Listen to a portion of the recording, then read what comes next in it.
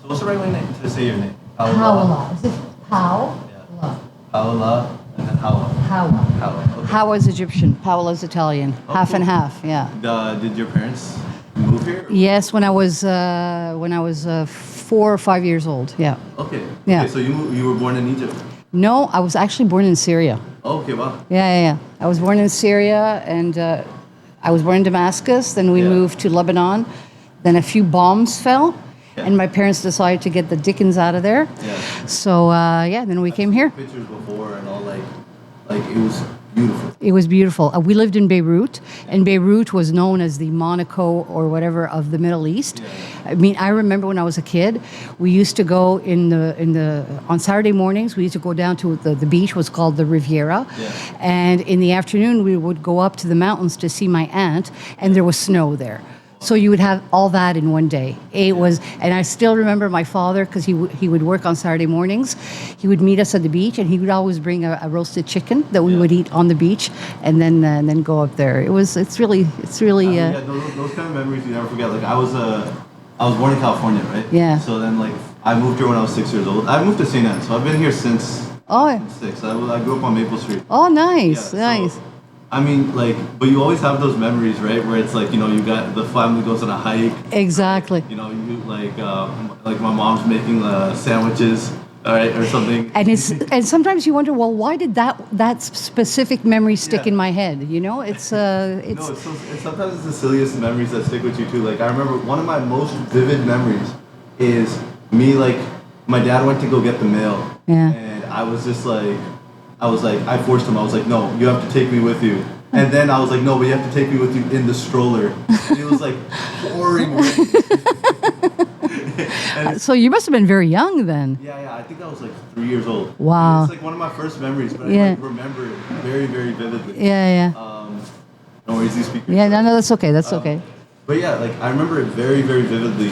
And it's the most absurd thing, and I remember it's because I didn't know how to send letters. Yeah. So I thought putting letters in a mailbox meant that they were sent. Yeah. So then I remember I put a letter in the mailbox. Yeah. I come back the week after, and that letter's still there, but I thought it got sent back to me. Ah. I was excited to open the letter and see what they sent back. Yeah. Anyways, it's always the most absurd, memories. Now, how many years have you been mayor of? I was first elected mayor in 2013. Okay. I was a councillor before that in 2009. Okay. And that's it. So then this might be a question that kind of brings you to the past, but was there a particular moment that inspired you to run? absolutely. Oftentimes, roles like this either require a moment of epiphany, or you either had an affinity for it early on. Well, I would say it's a little bit of both, because ever since I was a very young child, I always knew that I wanted to go into politics. My name is Paola, and if you take a look at my high school yearbook, my nickname was Paola Tix. So, as in politics, right? So I've always known that I wanted to be a politician. I've always known that I wanted to be a lawyer. But the moment of epiphany for me was, I still remember it very, very vividly. I live in St. Anne's North, and I was with my daughter. She was in the back in her little seat, and they were cutting down trees along Industrial for development. And my daughter at the time must have been 4 or 5 years old, and she asked me, she said, "Mommy, if they're going to tear down all the trees, where are the birds going to live?" And I said, "Well, they'll find another place." And she said, "Well, it's not right," and all that stuff. And "Can't you sue these people? You're a lawyer, can't you sue them?"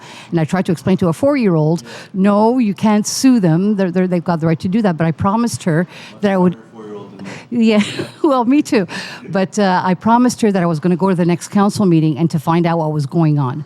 And that was my first foray into municipal politics. Is I went there and I found out that they wanted to destroy the entire forest, over 55, 60 hectares of it, to put up condo buildings. So is that all protected now? No, not all of it is protected. And actually, that's one of the issues in this coming election. Okay. So I guess what's your stance on that?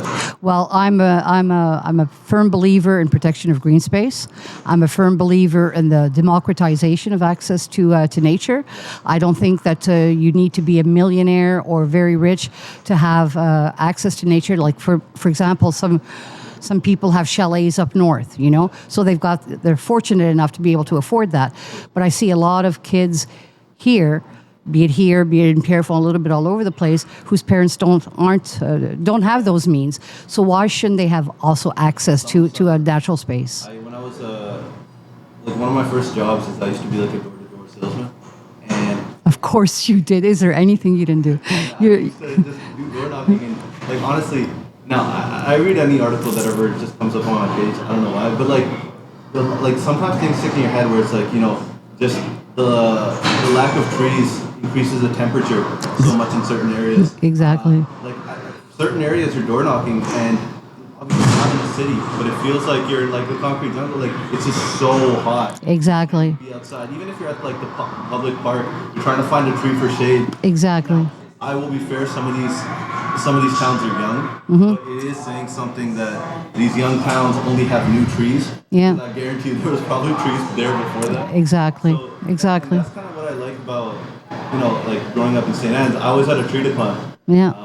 And You always had access to water. Yeah. You could go see the water. so definitely, I guess this also. But if I could just, it's not just in terms of heat island effect. And if you take a look at the map of Montreal, you can go onto the City of Montreal's website, and they have the quality of air and the heat zones and all that stuff. And you will see that the West Island, especially Sainte-Anne-de-Bellevue, is one of the coolest areas, the coolest in many ways, but one of the coolest areas on the entire island. And that's because we have a very extensive tree cover, right? We also have we have like the McDonald campus. We have the McDonald, the Arboretum. All this stuff, yeah. I think that's still part of McGill. Of course, yes. And because my parents are plant scientists, both of them. Oh my God. I grew up around stuff like this my entire life. Oh, that's wonderful. Yeah. That's wonderful. It was very interesting. At my house, the arguments at home used to always just be like, my dad's like, no, this gene's gonna express this way, and my mom's like, no, you're approaching this wrong. What a great way to grow up. Those are fantastic arguments to have. But I mean, the other thing that trees do for us, and especially now in climate change that we need to be very careful of, is trees soak up water, right? So when we had, for example, August 9th last year, when we had that torrential downpour in the space of 2 hours, the trees will drink that up. Whereas if you cut down the trees, that water just sits there, and that's what creates flooding. Definitely. I mean, even the arcade had flooded that day. So Really, you see? Yeah. You see? it wasn't an easy day. So trees do us. They're not considered an infrastructure, but they should be for all that they do in terms of purifying the air, the reducing heat island effects, and drinking up the groundwater. Trees too, right? Like there's a lot of and this part of studies is like, you know, some trees take up different nutrients, they offer different things, there's different kinds of cross pollination. I can't tell your parents are in that at all, but okay. Yeah. So it gets pretty complicated. So it's interesting because there's always a lot of nuance to it as well, which is as much as like at my house, there's a lot of trees or plants that are like weeds. Yeah. Right. And a lot of times if I don't control those, right, the really, really nice trees that have been there for a long Exactly. time, they're going to start going away. Exactly. And like sadly, we had to cut down 2 trees in my yard just because they were going to fall. Mm-hmm. Right? And then you know, finally it was like, okay, yeah, it's because we need to control all these weeds that are happening as well. Mm-hmm. But look, I'll give you an example. Milkweed. For the longest time, people thought that milkweed was a weed.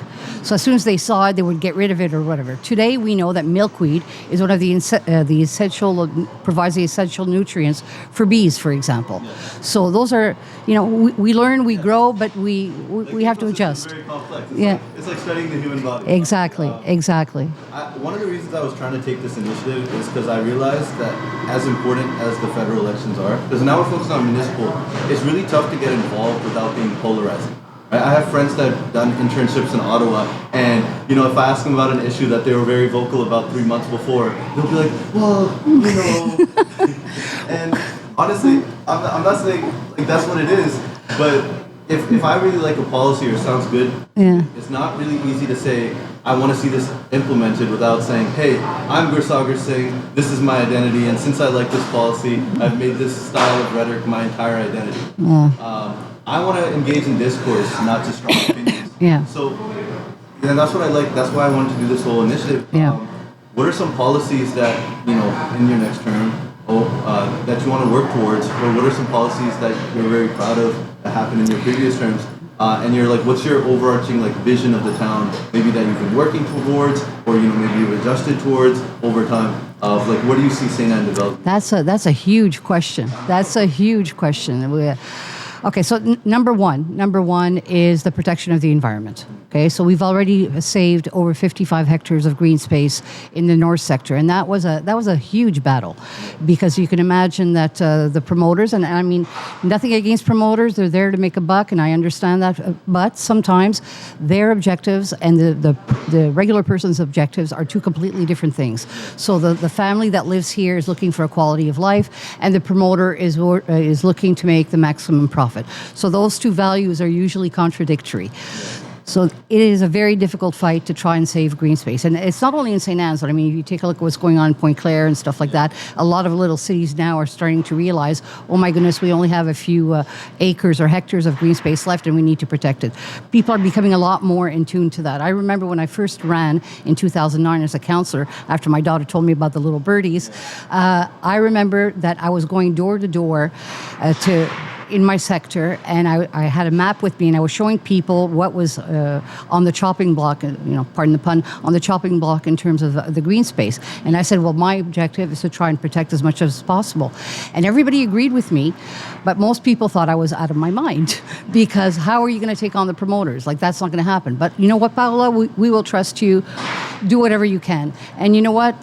6 or 8 years later, because it is a long fight, it is not something that you're going to win in a year or 2 years. Persistence breaks resistance. You've got to persist. If you believe in your heart that you can get it done, or it needs to get done, then you've got to persist. So my biggest the one thing that I'm the most proud of is having saved 55 hectares. Now, right now, you were asking me what my next mandate would be. Well, it's to save a good portion of the remainder of it, because right now, what is left, what we were not able to protect the first time around, is under threat again. People thought that fight was over, it's done, whatever. It's not. It's reared its ugly head again. So in the next mandate, I would also like to keep on going to try and protect, or at least minimize the damage to the forest that's left. That's number one. Number two, of course, housing. Housing is super, super important, be it for seniors, be it for students, be it for young families. And it's not only a question of building, okay? I don't know if you noticed, but by the hospital, we're building a seniors village, because the largest growing demographic, especially on the West Island, the highest concentration, is seniors. So we got to find them a place to stay. 55 and up, exactly. So that's a novel concept in all of Quebec. It's an entire village where you can age in place. That means, and this is something that comes from my own personal experience with my in-laws. They'd been married 56 years. After, when they got to a certain age, one of them needed one level of service, another one needed another, and they had to separate them. So one had to go to one residence 2 kilometers away, and you don't do that to people after 56 years together. It's inhuman. In my mind, it's inhuman. So part of the nice thing about the seniors village is you can age in place, and whether your spouse or whoever has got a different level of care required, you can still be there. And a big issue with seniors also is isolation. So we take you from here, you need a different level of service, then we move you a kilometer away, you got to start making friends all over again. Whereas here, you move in, and as your needs, change, well, you still have your same friends. You're going to go downstairs, you're going to have coffee with the same people, you're going to play cards with the same people. So that's very... Like a nursing home component? There is going to be an RPA, yes. So there's an RPA, but also all the different buildings offer different types of services. And the nice thing about it is that they can walk to the hospital, they can walk to the clinic for x-rays or whatever. What I was saying before with seniors is that there's a sense of losing independence. And I know from my own experience, you have to wait until your son or your daughter or whoever takes you to the hospital, and so you're always counting on somebody else. Whereas here, you're going to be 100 feet away from the place that you need to go to get your blood test, your X-rays, or whatever. So that's one component of it. The other component of it that we have, of course, is students and young people, maybe your age. I don't know how old you are, but students. And we know that students, of course, don't have the money to spend, $2,000 a month on rent. It's just, I've got 2 daughters that are in school. I was reading a study on this, and with students, it's like it's odd, because as much as one student does not have the purchasing power for an apartment, a lot of times student areas actually end up gentrifying the area. Yes. Because 4 students spending 800 each Exactly. will outspend any family. Exactly. Exactly. But at the same time, that also means that student housing can be very profitable. So then there has to be like a balance. You don't want to completely deny it either, especially. Well, then you're going to like my next idea, because next to the hospital, if you're facing the hospital, you're going to see that we've got the seniors village to the left, and to the right, there's a lot of land that's going to be transferred to us in the next year or two. It's part of a bigger issue that I'm not going to go into right now, but that's going to be transferred over to us. And there is, of course, we have so many students here, and with the REM coming in, a lot more of them are going to be able to live here and take the REM downtown to go to school. Yeah. So we know that we're going to get a lot more over here. A lot of them take the shuttle from, Yeah, my daughter does that. Yeah. My daughter does. But the shuttle is going to stop once the REM comes in. You need to know that. So one of the things that we want to do is put student housing on that lot. So, and have a little bit like what they have downtown, you know, where how they have managed student housing. Yeah. So that same concept. This one kind of thing. Is it called campus? Well, I'm not sure what it's called. This is one that's like independent. Yeah. Its own kind of like entity. Yeah. Partners with McGill Concordia like for their like overflows, but it also is like in the summer it operates as a hotel. It's like an interesting. That type of idea, exactly. And one of the things that we see here, especially because McGill has a lot of PhD students and doctorate students that come from all over the world, they come here with their families. They're very young families. So some of the only apartments that they could find here, but they're one bedroom type things. So they're not made for families. So one of the ideas is let's have some housing for them also. And it's right across the street from McGill. So that should work. But then the other issue is young families. Young families, as we know, and I know because my daughter's looking for a house herself, and I understand. I mean, consider it this way: like when first we used to live in campus housing, and then when it came time to like get a house, well, we moved to Baderfit because like there wasn't too many options that we saw in St. Anne's. Yeah. Especially with the market and all those things. So like definitely St. Anne's is a bit more Affordable? It is more affordable, but it's also more like I guess there's not that many spaces for young families yet. No. Well, I'm going to disagree with you there. Okay. Because there would have been places for young families. Because if you take a look at the average cost of housing, St. Anne's is probably one of the most affordable, okay, compared to Baderfit, compared to a lot of Point Claire or whatever. Yeah. What ends up happening here, because of the students, is what you said before. A promoter will come in, or an investor will come in, will buy some of these single-family homes for $400,000, $500,000, $600,000, turn them into multiple rental units, and so that way those houses that should be for young families are taken off the market. So it's not just a question of supply, it's a question of supply actually, and demand goes up. There are 12,000 students that almost daily visit the town. But if we have student housing across the street, then you remove some of the pressure on these single family homes, and you can allow more space for single families to single family dwellings is what I mean. Now I'll bring it to the next part, which is about the youth. Only 22% of people in my age bracket, 18 to 24, voted in the Montreal municipal election. And for how strong discourse about politics and the passion around ideas tends to be, 22% is disappointingly low. So what are some policies that you may have positioned towards the youth, and what are things that you are doing that you feel would appeal to you? I understand it might be tough because if you look at a lot of polls and statistics, since the youth aren't voting, a lot of times campaigns tend to be very much positioned towards the voter base. And a lot of times, as we're talking right now, the demands are different, right? Where the youth might say, hey, I want an avenue to continue living here. I want a prospect for business opportunity and programs that build some form of community equity or opportunity. Maybe the older folks say, hey, I'm established. I want a safe neighborhood. I just want it to be quiet. I just want it to be stable. I don't want to see too much change. And I understand that balancing those things is tough. But is there, what's your strategy to approach this? Well, we'll go back to my basic value. And my basic value is the environment and protection of what's going to come next. So these 22-year-olds that are going to grow up one day, they're going to be 30, 35, whatever, they're going to have their own families.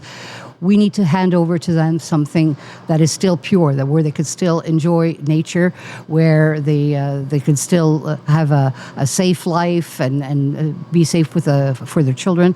So I think that in terms of policy is looking to the future. And it's disappointing. It really is disappointing that younger kids don't vote, because the decisions that we make today are going to affect you 10 years from now. And I'll give you the example of the forest. If we cut it down today, you're not going to have it in 10 years from now.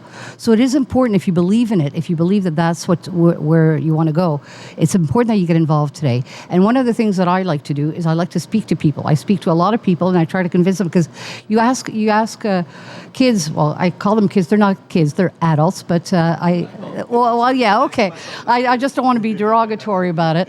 But you ask them, what do you care about? And I do. What do you care about? What's your number one priority? When I go to a door, and the parents answer the door, but then there's the kid in the back, like, listening to all that. And I ask them, well, like, what do you care about? Well, I care about the environment. Okay, you care about the environment. Well, do you know that this is going to be cut down or that's going to be cut down? No, I didn't know.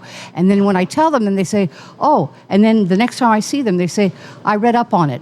And that's what it is. It really is about making that link to the person about what your values are and how your values are being reflected, like you were saying, in the policy.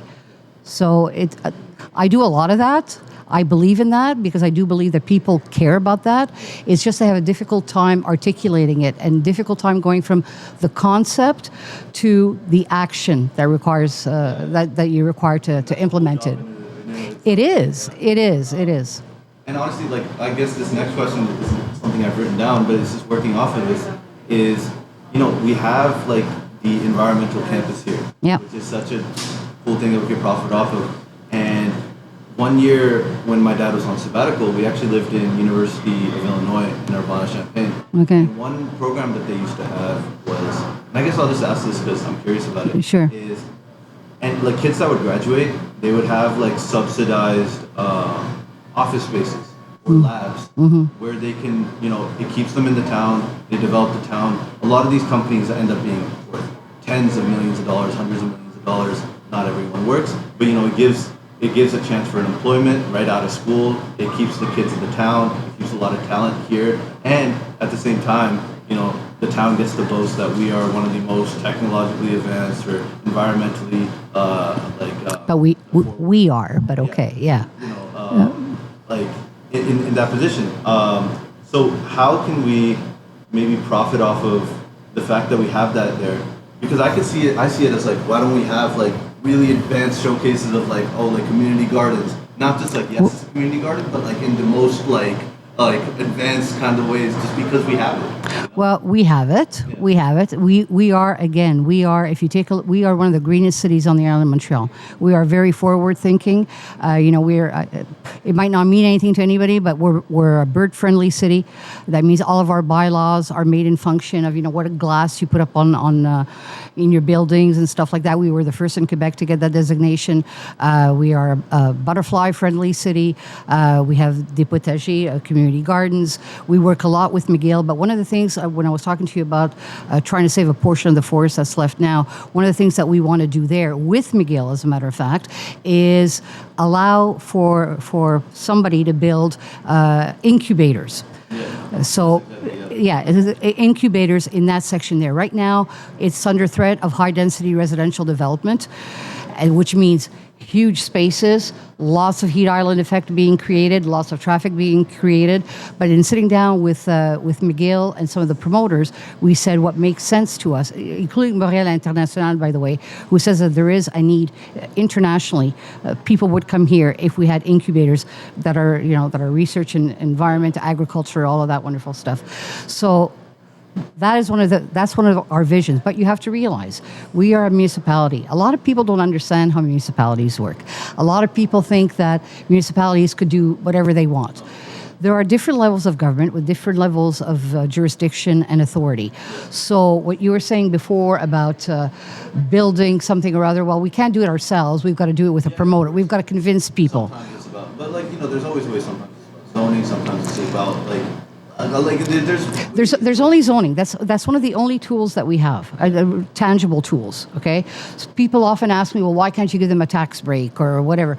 We can't. as a municipality, people do not realize we do not have that power, and we don't have the power to give them subsidies. So all you've got is soft power. That's all you've got, is the power to convince, knock on doors, and again, persist, that try to convince them, come here, come and spend the money here. But in terms of exchanging money, we can't do that. We can't do that. So it's a question, like I said before, convince the promoter, convince McGill, convince Montréal International. Look, this project makes sense. It's a win-win all around, and that's the only tool that you've got. When we come to this, maybe I'm not educated on this, but high density residential. Oh, yeah. It does create. You said the island effect, but at the same time, you see there's so many developments or technological advancements on how we go about building a lot of these things. Maybe LEED certification is not a big deal, but there's sometimes there's ways that it's done where it feels more like a community space, or it feels more like a walkable friendly, or it feels more like maybe it's using more of a European method than using fast construction. Yeah. North American method, but is there no middle ground that's there that allows for it all depends where it is. The development has to make sense in the position that it's in. Okay, so the seniors village, for example, you can consider that mid to high density. It makes sense there. It makes sense there because it's next to autoroutes. It is not being built. It's not destroying a lot that is known for a high biodiversity or ecological value or whatever. It makes sense there. It doesn't make sense where the REM is going to be up in the north part of Sainte-Anne-de-Bellevue because there is a forest there. We did our environmental studies. We identified all the eco corridors, what kind of fauna, what kind of insect, what kind of flora you find there. Will you allow me just 1 second? I'll show you a map.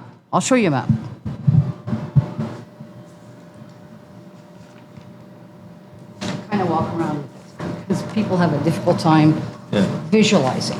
Okay. So this is where the REM is going to be. Yeah. You see it right there? All of this is our current PPU, our current urban plan. All of this here, this part here should be green. That's the part that we saved. Yeah. And all of this part here is the part that we saved. There's eco corridors that you see over here. You don't see it very well on this.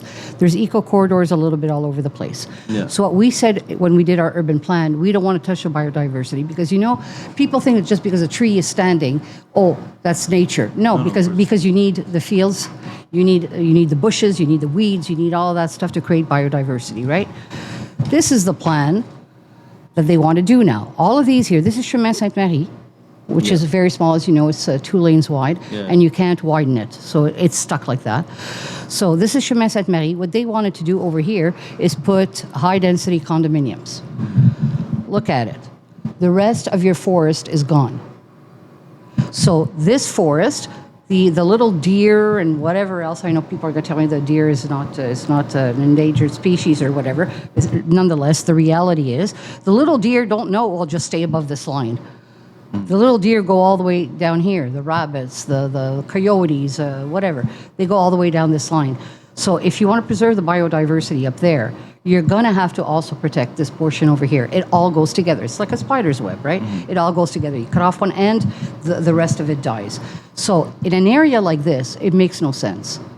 Because there you have to make a decision. If I do this, I kill all of that. So that's why I'm saying before, high density makes sense in certain areas. It doesn't make sense everywhere. You're going to have to do that balance of when you make your decision, which one do I save? Yeah. So I'm not against development. I'm just for development at the right place.